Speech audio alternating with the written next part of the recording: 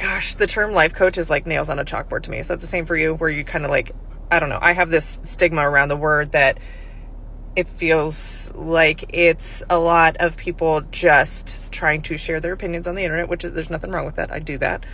But they come more from like a woohoo, you can do it, power positive thinking, cheerleader type, which maybe some people need. And that's not what I do.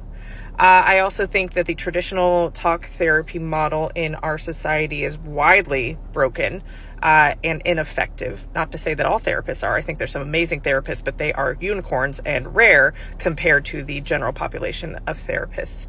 And here's why. And why the combination of those is kind of more of what I do, but on a higher level. Like I have clients who are therapists. That's how effective I am at coaching. But life coaching to me is almost like you're paying for a friend. Like these are kind of conversations you should be having with a friend about life. And a lot of people don't feel safe enough to share that with their friends or their family or be vulnerable. So then they go to pay a therapist who is a trained professional who has a license, right? So they may be textbook smart at diagnoses or patterns, but putting that into implementation and integration into your life, to me, therapy addresses the symptoms of now and whatever's happening now, but it doesn't actually always cure or fix at the root of where these problems all stem from. And there are certain modalities in the therapy world that can help things like trauma and internal family systems and childhood stuff. But I find that at least in the 12 years of therapy that I'd gone through, many different therapists and only maybe 2 that were really effective at supporting me to heal, not just identify what was wrong, but actually heal at the root. Talking about your problems only does so much. You can logic your problems all day long, logic your feelings. You can connect the dots and understand why you are the way you are or why people are the way that they are and understand why you are in the situations you're in and have the results that you have. But if you are not also, in addition, in combination with talk therapy, working on the body, the feelings, the soma, the experience of how you live life, which is in your body, not in your head, then you've missed half of the equation, if not the most important part of the equation. Because why do we go to coaches? Why do we go to therapy? To feel better. Where do you feel feelings? In the body.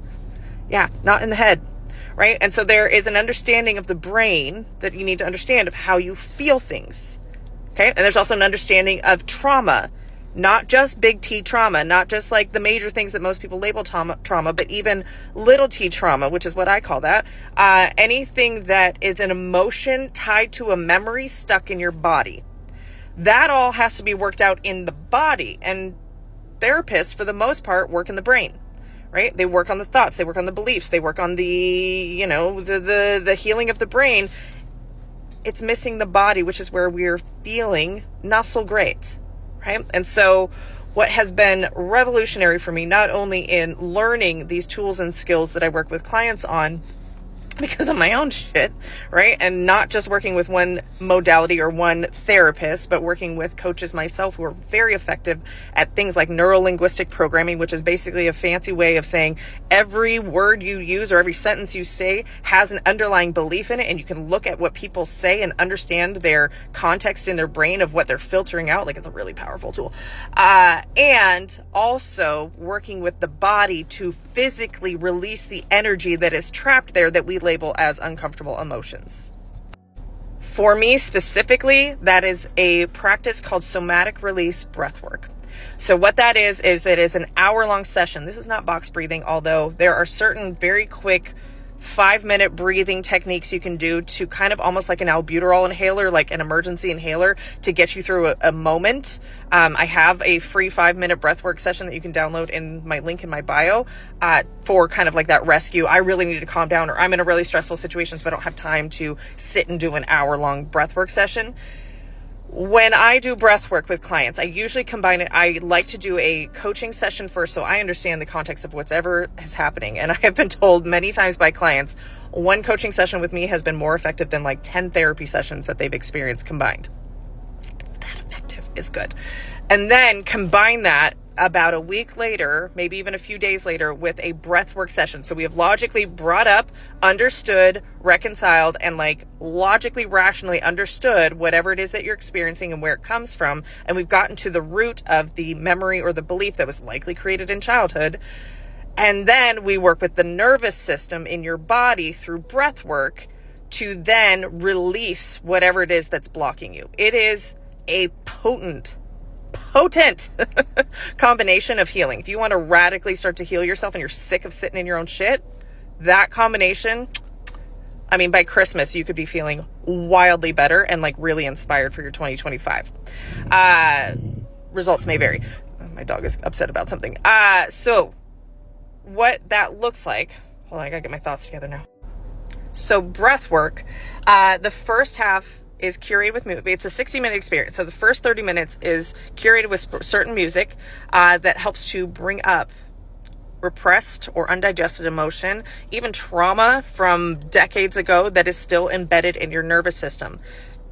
It doesn't mean you go back into the trauma. I want to be clear about that, but it does work with the nervous system and the body to bring up whatever is holding you back. And the beautiful thing about that is the container in which it's set in, and you and I working together, whether it's in person or mostly virtually is who I work with, is to allow you to explore emotions that you've probably never allowed yourself to explore, and to not fear them, where you're trying to repress them, is to actually go into the emotion and recognize that it doesn't have to hold power of you. Because when you let go of the emotion, you actually feel free, you feel light, you feel clear, maybe for the first time in your life ever, right? Because our society does not teach us how to release emotions safely.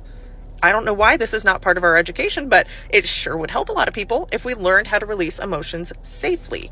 And once you've released those emotions, then you become clear. You can actually hear your own thoughts. You can hear your own beliefs and start to either challenge them or embrace them. And the second half of breath work is almost like this ethereal high, because you've cleared your body of all of these blockages and these stressors that you're like, oh, this is how I'm supposed to feel. This is normal.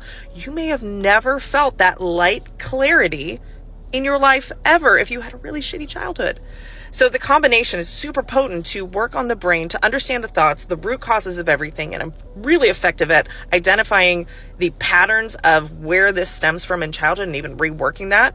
And then also working with your nervous system to release the emotion so that, holy cow, you're aware of why you are the way you are, and you've cleared it so you can accept it and move forward and know there is a tool out there for you to feel better, because everything we do in life is to feel better, right?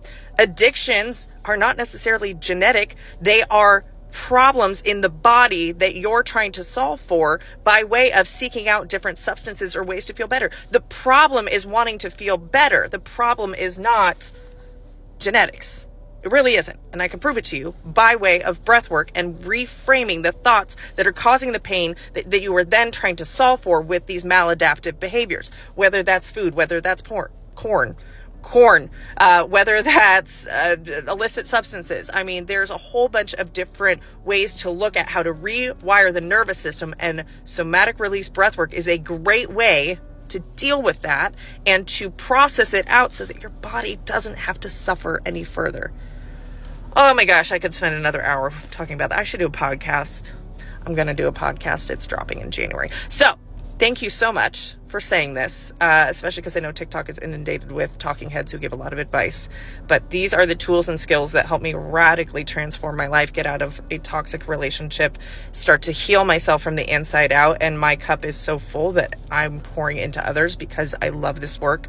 It is unbelievably life-changing. So if you're curious about it, we can work together one-on-one. We can work together in a small group. If budget is of concern, either DM me or check out the opportunities to work together in the bio.